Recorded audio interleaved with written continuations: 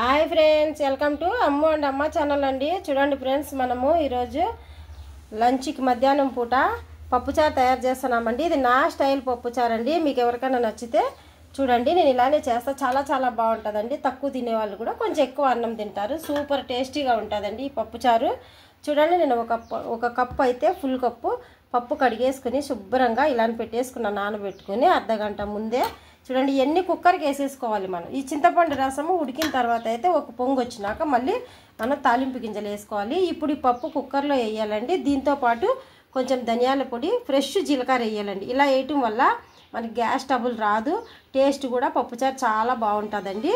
చూడండి, కొంచెము ధనియాల పొడి, జీలకర్ర, కొంచెం కళ్ళుప్పు, ఒక 4 ఎల్లుల్లి రెబ్బలు, ఆనియన్స్ ఒకటి కట్ చేసి పక్కన పెట్టిన తాలింపుకి, సగము తాలింపుకి సగము పప్పులో వేద్దాము. కరివేపాకు, కొత్తిమీర, 4 పచ్చిమిర్చి, మీరు ఎంత కారం కావాలో అంత తీసుకోండి. 2 స్పూన్లు కారం పొడి, కొంచెం పసుపు అండి.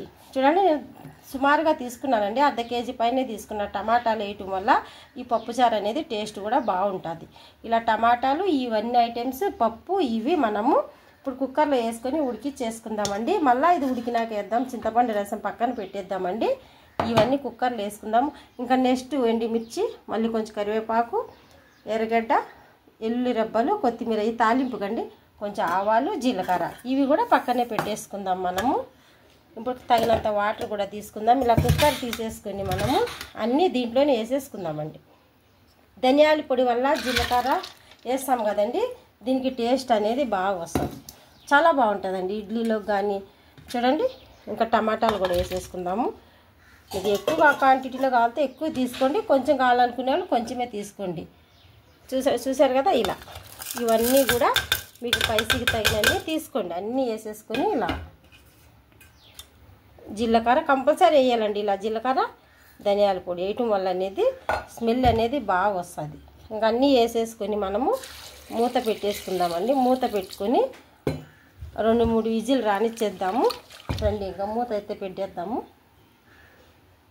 కదండి. ఇలా మూత పెట్టేసుకున్నాం కదా, మనం ఇలానే తీసుకుపోయి, చూడండి నేను గ్యాస్ అయితే ఆన్ చేసేసినా కదా. ఇప్పుడు మనము స్టవ్ మీద పెట్టేసుకొని ఒక 4-5 విజిల్ రానిద్దాము. చూడండి, పప్పు అయితే ఉడికిపోయింది కదా, మనం విజిల్ తీసేసినాము. చూడండి, ఇంకా మనం దీనికి కలబెట్టేసుకుందామండి. 2 టేబుల్ మీద తీసుకుపోదాం. చూసారు కదా ఫ్రెండ్స్, ఇది చింతపండు రసము వేసినాక మనము మళ్ళీ కొంతసేపు మరగనిద్దాం. ఎందుకంటే పచ్చివాసన రాకుండా ఒక పొంగు వచ్చిన తర్వాత మనం తాలింపు వేసుకోవాలి. కొంచెమంది ఏం చేస్తారంటే ఇలా పచ్చిది చింతపండు వేసేసి మరగకుండా తాలింపు వేస్తారండి. అట్లా వేసుకుంటే తాలింపు అయితే టేస్ట్ పోతుంది. నేను ఇలానే వేస్తాను, మీకు నచ్చిన విధానంగా మీరు వేసుకోండి. ఇంకా ఇప్పుడు దీనికి మనము బాగా మ్యాక్స్ చేసేసుకొని బాగా నలిపేసుకొని చింతపండు వేద్దామండి. నేను కొంచెం పక్కన పెట్టాలి, ఎందుకంటే ఒక చేత్తో చేయాలి కదండి మరి.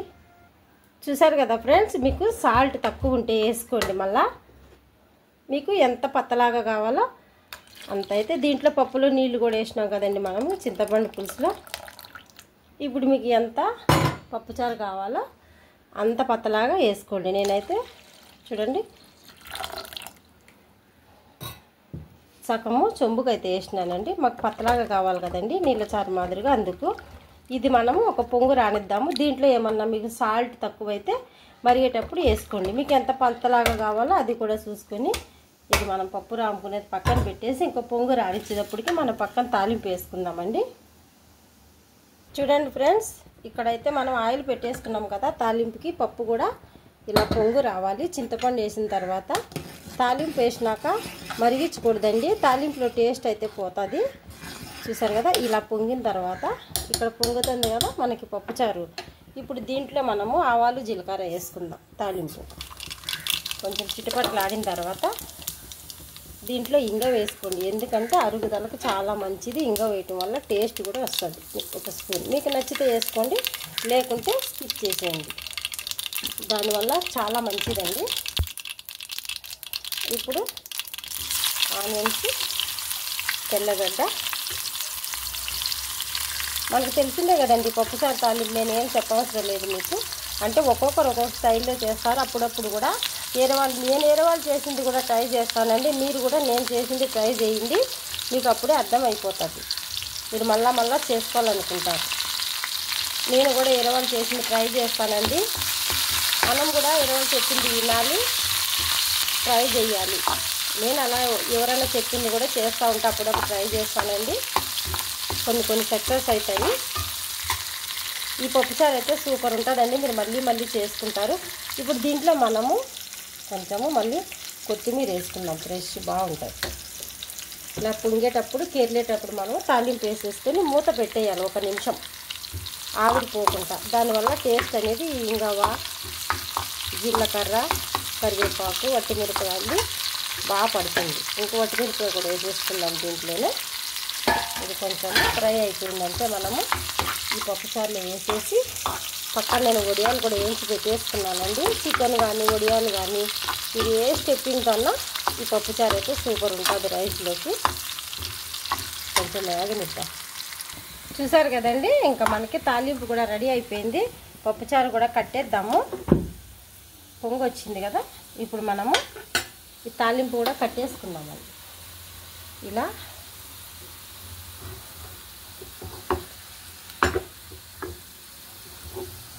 చూసారు కదండి, ఇలా వేసేసుకుని మనము ఆవిరిపోకుండా 1 నిమిషం మూత పెట్టేద్దాము. అంతేనండి, పప్పుచారు ఎంత ఈజీగా రెడీ అయిపోయింది కదా. రండి ఇప్పుడు మనము బౌల్ తీసుకొని సర్వ్ చేసుకుందాము. చూడండి ఫ్రెండ్స్, మనకి పప్పుచారు అయితే రెడీ అయిపోయిందండి. మటన్ తిన్నంత ఫీల్ అయితే వస్తుందండి. ఇది స్మెల్ అలా ఉంది, చాలా బాగుందండి. ఒక్కసారి నా కోసం కాకపోయినా మీరు ట్రై చేయండి, సూపర్ ఉందండి పప్పుచారు స్మెల్ అయితే. ఇంకా తిని చూడాలి కదా మనం రుచి ఎలా ఉంటుందో. చూడండి ఎంత బాగా మనము రెడీ చేసేసుకున్నాము కదా.